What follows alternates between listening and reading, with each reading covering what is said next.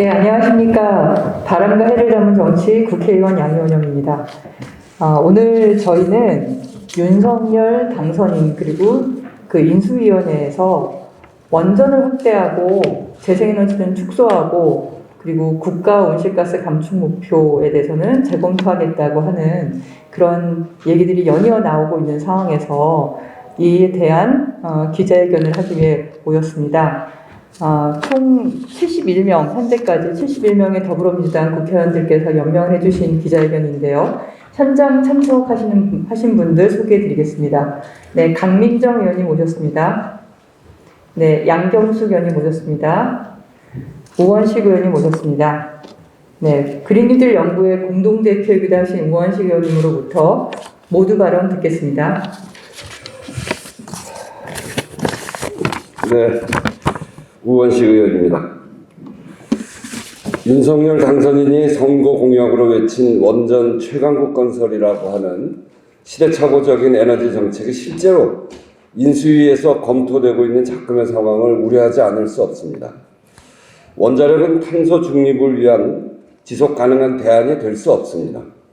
전 세계가 에너지 안보와 산업 경쟁력을 위해서 재생에너지 확대에 박차를 가하고 있는 이때 느닷없는 원전 확대라니 참 이거 기가 찰 노릇입니다. 지난 5년간 국민의힘과 원자력계, 보수 언론들은 탈원전 정책 탓에 국내 원자력 산업이 몰락해서 전기요금이 오르고 탄소 중립이 불가능해졌다며 기승전 탈원전을 끊임없이 주장해 왔습니다. 하지만 현재 원자력 발전 용량은 정부 출범 이전에 22.5기가와트보다 증가한 23.3기가와트이고 지금도 정부는 원자력 발전소를 계속해서 건설 중입니다. 차라리 국내 원자력 산업 이익을 지켜주기 위해서 신규 원전을 계속 지어야 한다고 국민들에게 솔직하게 말하십시오. 지난달 발표된 EU 텍소노미 최종안에 원전을 포함시키면서 두 가지 조건을 제시했습니다. 그 첫째가 2050년까지 고준위 방사성 폐기물 처분장을 확보하는 것, 두 번째는 2025년까지 사고 저항성 핵 연료 사용은 이 두 가지 조건은 사실상 국내 원자력계가 실현하기 어려운 조건들인 것을 윤 당선인이나 인수위 전문위원 그리고 산업부도 이미 잘 알고 있을 것이라고 생각합니다. 따라서 이런 조건을 제대로 갖추지 못하는 한 원전으로 만든 전기는 아리백으로 국내외 시장에서 인정받지 못합니다. 기업들이 아리백을 통해서 국제 경쟁력을 갖추고 또 그렇게 하기 위해서 국가적 지원을 해도 모자랄 판에 재생에너지 비중을 더 줄이겠다는 것이 이게 도대체 말이나 되는 소리입니까? 또 비용 측면에서도 재생에너지에 비해서 원전은 결코 싸지 않다는 것이 자명한 사실입니다. 해외 수많은 선진국들이 재생에너지를 확대하기 위해 엄청난 정책적 노력과 투자를 하고 있는 상황입니다. 윤 당선인의 원전 최강국 공약은 산업혁명 시기에 마치 마차 최강국을 외치는 것과 뭐가 다릅니까? 따라서 저는 원전 최강국 정책은 탄소 중립을 향한 세계의 흐름을 막고 나서는 에너지 쇄국 정책이다. 그렇게 생각합니다. 윤 당선인의 에너지 쇄국 정책은 글로벌 대전환 시기에 세계적 트렌드에 역행해서 산업 경쟁력을 후퇴시키고 국가적으로도 엄청난 손실을 가져오게 될 것입니다. 이번 울진 산불에서도 우리가 봤듯이 산불이 원전에 가까이라도 갈까봐 얼마나 가슴을 졸이며 지켜봤습니까? 기후위기로 산불, 각종 자연재해들이 빈번하게 발생할 미래를 비춰보더라도 원전의 확대는 국민의 생명과 안전에 있어서 절대로 바람직하지 않습니다. 이제는 탈원전 공방을 넘어서 여야 모두 2050 탄소 중립의 조기 달성을 위해서 어떤 에너지 조합이 우리의 에너지 전환을 이끌어가는데 가장 바람직한지, 어떤 산업이 우리를 에너지 강국으로 이끌어내는 데 도움이 될 것인지 초당적인 지혜를 모아야 할 때입니다. 이상입니다. 네, 다음은 기자회견문 낭독이 있겠습니다.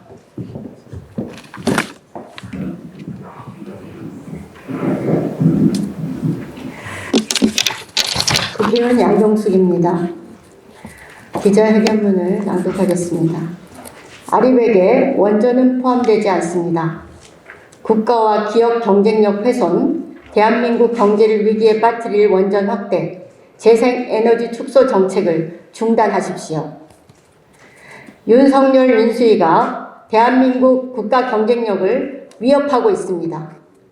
신한울 원전 3, 4호기 건설 제재에 이어 천지 1, 2호기, 대진 1, 2호기 등 신규 원전 부지를 추가로 확보한다는 언론 보도가 잇따르고 있습니다. 인수위 업무 보고에선 노후 원전 수명 연장과 원전 신규 확대, 원전 수출 등을 주요 내용으로 논의했다고 합니다. 재생에너지 전력 비중은 기존 30%에서 20 내지 25%로 하향하고 2030년 국가 온실가스 감축 목표 전면 재검토를 공언했습니다.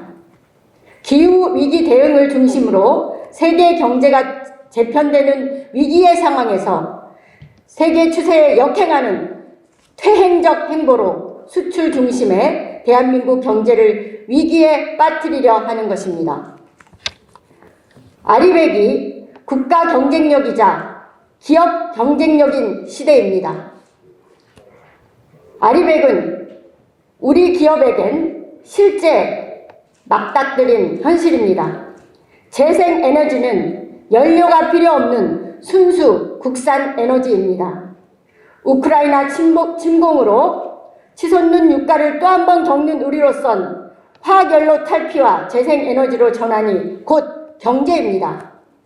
제조업 비중이 높고 수출 주도형 경제인 독일이 재생에너지를 급속히 확대한 것도 경제적 이유가 큽니다. 2002년 원전 비중 30%, 석탄 발전 비중 50%였던 독일은 20년 만에 원전과 석탄 발전을 줄이고 재생에너지 비중을 8%에서 45%까지 늘렸습니다. 신호등 정부가 들어선 후 2030년까지 재생에너지 비중을 80%까지 늘리기로 목표를 상향했는데 우크라이나 침공으로 인해 화석 연료에서 벗어나는 속도는 더 빨라졌습니다. 2035년에 전력 부분 아리백 달성으로 목표를 상향했습니다. 제조업 중심인 우리 산업구조에서 기업들이 재생에너지로 제품 생산을 하지 못하면 세계 경쟁에서 뒤처질 수밖에 없습니다. 매년 국내 발주만 30조에 달하는 애플은 국내 기업들에게 아리백 달성을 요구하고 있습니다. 재생에너지 비중을 확대하지 못하면 국내 기업들은 세계 유수 기업들에 납품할 기회조차 박탈되는 것입니다.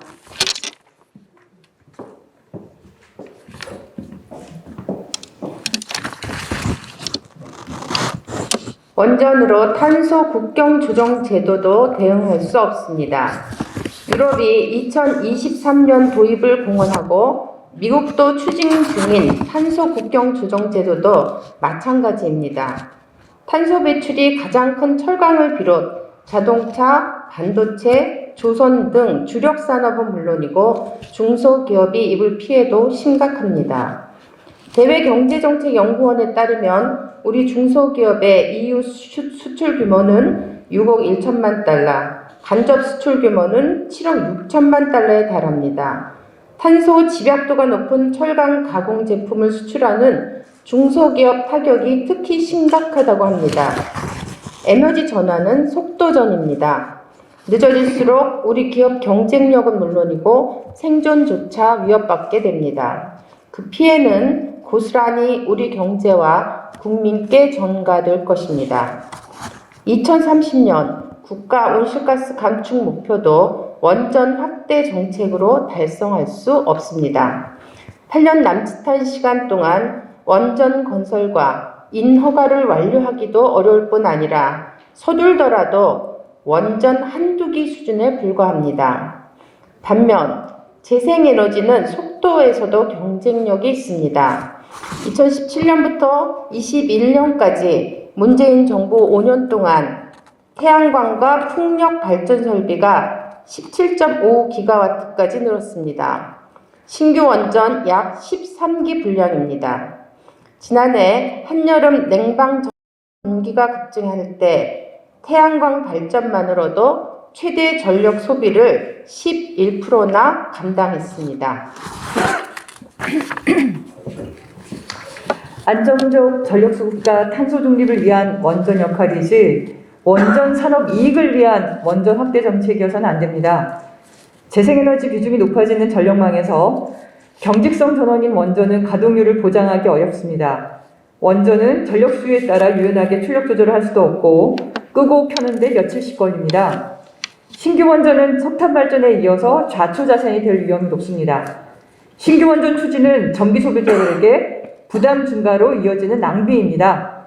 게다가 우리나라는 세계에서 가장 원전 밀집도가 높고 원전 주변 수백만 명의 인구가 밀집해 있어서 안전 문제가 늘 대두되고 핵폐기물 처분 방안도 답을 찾지 못하고 있습니다. 24기 원전의 후쿠시마 후속 대책 예산도 최초 계획의 40% 수준으로 축소되었고 일본 원전 1기 안전 강화 예산에도 못 미칠 정도입니다. 러시아가 우크라이나 체르노빌과 자포리자 원전을 공격할 때 세계 각국은 불안에 떨어야 했습니다. 울진 산불 당시 외부 송전 솔로가 끊겨서 하늘 원전은 비상디젤 발전기를 가동해야 했습니다.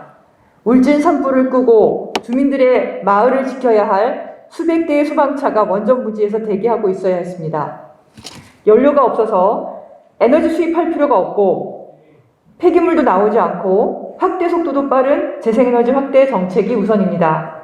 에너지 효율을 강화하고 재생에너지 확대해도 전력 수급이 여의치 않을 경우를 대비해서 방사능 오염과 핵폐기물 위험에도 불구하고 원전 역할이 고려되는 것입니다. 윤석열 당선인과 인수위는 국민의 안전과 안정적 전력 수급, 탄소 중립이 아니라 오직 원전 산업을 위한, 원전 산업에 의한 원전 산업의 대한민국을 주장하고 있습니다.